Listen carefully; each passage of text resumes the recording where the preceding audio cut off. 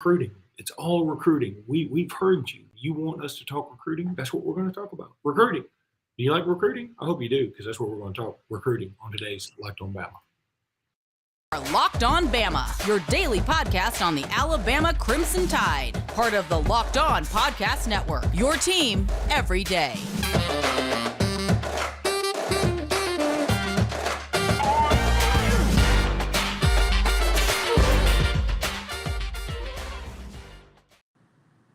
Hey, everybody, and welcome back into Locked On Bama. Luke Robinson, that's me. Jimmy Stein, that's him. Jimmy, how are you today? Yeah, never liking my hair looks on this show. Never. Haven't had a good hair day once on this show, or frankly, ever. And what throws me off is I'm so new to the camera that everything is backwards. I mean, when I touch my head, I always think I'm touching the other side of my head. It's disturbing. I don't know how Tom Cruise does it. You do sort of look like you came in fourth place in a Taylor Hicks lookalike contest. By the way, thank God I didn't finish in the top three. By the way, Taylor Hicks is a buddy of mine. I hope to have him on the show sometime. He's a good dude. Alabama fan and super guy.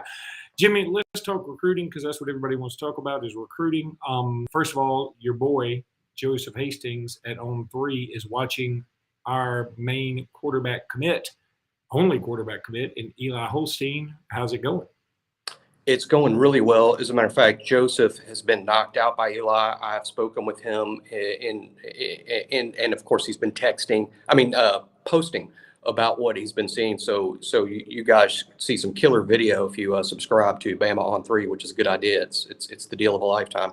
But so he's got some cool video over there and some comments, but he was excited about Holstein all along and knew Holstein was going to be good and it was a good prospect. But now that he's seen him in person, and let me tell you, as a talent evaluator, it means everything when you see him in person. He's blown away by how good. He also interviewed him and was also blown away by how good he was with the interview and how thoughtful his answers were and how smart he is. And yeah, that couldn't have gone better. He told me early this morning he was on his way to Baton Rouge to see a few Alabama targets, not just Holstein. I think he's going to see Derek Williams, the safety from New Iberia, tomorrow. And I'm like, wow, Joseph lives in Florida. And I'm like, that's so cool. You're going to be driving just 2 miles from my house. And he's like, driving? No, I'm flying. I forgot that we work for like a really cool company that pays for stuff like that. But that's the kind of recruiting coverage you get over there. And that's why you need to subscribe to On 3 after you listen to Locked On Bama. Other Locked On programming, you need to subscribe to On 3. It is a deal of a lifetime. And our own main man, Jimmy Stein, works for him. So Eli's just having a heck of a day. What is this thing? Who's all there at this event? This is a 7-on-7 tournament that Zachary High School is hosting. And Zachary's playing a bunch of other Louisiana teams. There's other prospects there. I think Derek Williams' team, New Iberia, is there. And I think that's why he's going to be able to get up with Derek at some point. But it's a 7-on-7 tournament that Zachary High is hosting. So he's seeing Zach in a game-like situation. As you know, most of our listeners know what 7-on-7 football is. There's no live rush. But you can see a lot, particularly at the quarterback position. I mean, in terms of size and arm talent and arm strength and overall athleticism and feet, you can see a lot. It's very helpful. So there's a lot of good players there, and there's a lot of stuff going on, Luke. It's crazy that all this is jammed into June between official visits, between the camps. And next week, dude, in 1 week, we have the Elite 11 competition in LA, of which Eli Holstein will be a big part of. And we also have the Manning Passing Academy, which is every good quarterback in America that's not at Elite 11 will be at the Manning Passing Academy. So both of those things are going on next week, in addition to more official visits and more camps at Alabama. June, as we've been telling people all along, has become the biggest recruiting month of the year. Yeah, it's really insane to think that that's true, but it definitely is true. June has become the thing. It used to be, you know what June was known for? The Alabama-Mississippi All-Star game. Oh, man, and God, don't get me started. I think for a while, Luke, even though I wasn't in the media full-time at the time, Back when that high school all-star game every single year was played in Mobile in June every year, and the first one was in the summer of 1988. I bet outside of the media that covered it, I probably was the world's leading historian on that game. I bet I went to 50 or 60 practices over the years. Very cool. You know, and the greatest story in the history of Alabama Mississippi All-Star is Wallace Gilberry.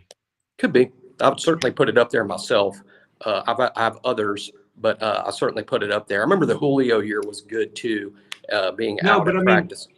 But Wallace is a story in the sense that he ain't going to Alabama without that performance. No question, that's true. That's absolutely 100% true. No matter what anybody says, Alabama was having no contact whatsoever with Wallace Gilberry prior to that week. It was also the strange year, Luke, the 03 group. That was when Mike Price was our coach all through the spring, and then Mike Shula was hired in May. The All-Star game is in June. 03 recruiting is, quote, over. But Alabama did have an available spot, both on the initial counter and overall, because Alabama was dealing with probation issues then. And that's why Alabama had an additional spot. And Gilberry was frankly, he was the best player on that Alabama team. And he was one of the few that showed up with everybody else had signed in February. That was back in the old days. Everyone else had signed. There's probably 5 guys on the team who hadn't signed anywhere, and Wallace was one of them. Ends up, he's the best kid on the field. Jimmy, let me tell everybody about the Built Bar. From the people who invented healthy and tasty comes the latest gift to taste buds. You've probably tried the amazing coconut brownie chunk Built Bar, but guess what? Your friends at Built have given coconut brownie chunk the Puffs treatment. That's treat spelled TREAT-MENT. That's right, the coconut brownie Built Bar flavor you love in a deliciously chewy, marshmallowy covered 100% real chocolatey thing like a fluffy cloud of coconut brownie goodness. You want to go to built.com, use promo code LOCK15 to get 15% off your order, and you want to order this ASAP. Go to built.com, use promo code LOCK15. Go to built.com, use promo code LOCK15. The best part about Built Puffs, of course, is they taste amazing, but you can enjoy them guilt-free because they actually are good for you. That's built.com, use promo code LOCKed15. All right, Jimmy, need to tell everybody about NBA Draft Night. That is, as you're watching this, maybe it's Thursday, maybe it's Wednesday. I don't know when I'm going to put it out. One live NBA draft show is not enough for Locked On. The entire NBA channel is going live on NBA Draft Night. So if you have a favorite NBA team, make sure you subscribe now to their Locked On YouTube channel so you get notified when they go live on NBA Draft Night. I'm fired up about that draft. Going to be kind of cool. Even though I think the Auburn guy is going to go number 1, Jabari Smith. I think he probably should. He's probably the best player. I wouldn't take him number 1. I mean, I love Jabari, and in my mind, he's probably. I tell you who catching fire to me, who I like is Pablo Banchero, from Duke. That's who I would take. And most of the process, I've been saying I would take Jabari number 1. And if they take Jabari number 1, I won't even criticize it. But late, the more highlights and analysis, I think Pablo is going to be a dude. He is. Okay. So, Jimmy, let's talk about Peter Woods for a minute. I mean, he's going to be the discussion until he commits in early July. It's coming up, July 8th. Are you feeling any better about Peter Woods? Because I'm going to tell you, the scuttlebutt about Clemson is real. And, just from my sources, your sources, Clemson's in this mother. I mean, everybody just assumes he's going to Alabama, and they've assumed that forever. Clemson's in this thing, but do you feel any better about Peter Woods from Thompson now? I do. Now, again, I'm not ready to, make some sort of official prediction. I think early in the process, RPM'd him to Alabama. I'm not changing that because I locked that in, and I'm, if I'm wrong, I'm wrong. But I'll make another official prediction as it gets closer, based on sources, based on gut. But right now, I am feeling better. I think sometimes what happens. These kids that go on these visits are great for all you hardcore Alabama fans. If you don't think going on an all expenses paid official visit to Clemson, who has unbelievable facilities, Dabo has sort of built it around recruiting. He's built it around family. It's been well thought out. They've won multiple national championships. They've produced multiple first-round picks, especially on defense, especially on the defensive line. Good staff. I think Todd Bates is still their defensive line coach, I think. Look, if you guys don't think you would go on one of those trips and just the whole time poo-poo it and say, but Tuscaloosa. No, those trips are fun. And there's a lot of, they gave him plenty of reason to sign with Clemson. And I think what happens is, I'll call it a visit high. It's just really common. And it can affect some kids and it makes some kids waver and change their minds temporarily. And I'm not saying that's exactly what's happened here with Peter. I'm just theorizing and saying that, look, in my experience following recruiting for a couple decades or more now, that's literally can happen, these visit highs. And just like a high from illegal substances, they can lead you to do wacky things like change your mind. But after you get back, after things settle down, after you start thinking things through, after you visit Tuscaloosa again, you kind of get back to reality. So I think Peter Woods is going to commit to Alabama. That's my guess. He's such a great fit there. And it's just right up the road. And I don't have to recruit Alabama. You guys all listen to the show. Know that Alabama's a quality landing spot for kids. So I'm more confident that it's Alabama, but I'm just speaking directly to the people that think this is building drama. This is just people looking to fill airtime. No. His Clemson interest is very real. Jimmy, let's take a break. When we come back, I want to talk about the surprise commit that we discussed to an out-of-state school. A guy from in-state. Forget it. It's Tamarian Parker committing to Penn State. I tried to have a segue and I screwed it up. You had me wondering. We're going to take a break and we'll be right back. All right, Jimmy. Tamarian Parker, as we discussed yesterday, he got crystal ball to Penn State a few times, and then he actually committed to Penn State after we put the podcast out. Pretty interesting. And look, we're not going to spend a lot of time on it because he's committed to Penn State, not to Alabama. But now I'm looking at the top 10, the composite top 10, and in Alabama, James Smith, who we feel Alabama's got a good shot. I'll say Alabama. Tony Mitchell, will you still say A&M? A&M. Okay. Jaleel Hurley to Alabama, of course. Peter Woods. Alabama. We think Alabama. A.J. Harris is committed to Georgia. Georgia. Quay Russell, what do you think? Alabama. Okay, great. Christopher Vizina to Clemson. Clemson. Kelby Collins. Alabama. Okay. Tamarian Parker. Penn State. Yep. And Will Conformby at number 10 to Alabama.